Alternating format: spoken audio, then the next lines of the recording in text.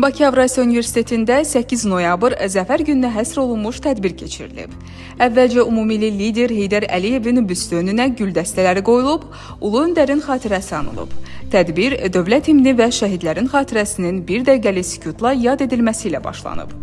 Universitetin rektoru Dosen Siyavuş Qasımov iştirakçıları təbrik edərək bildirib ki, 8 noyabr Azərbaycan tarixində qürur və birlik rəmzidir.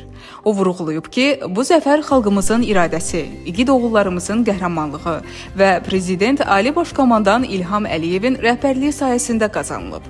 Milli Məclisin deputatı Azər Allahverənov isə çıxışında zəfərin həm hərbi, həm diplomatik sahədə böyük əhəmiyyət daşıdığını, Azərbaycanın suverenliyini tam bərpa etdiyini qeyd edib.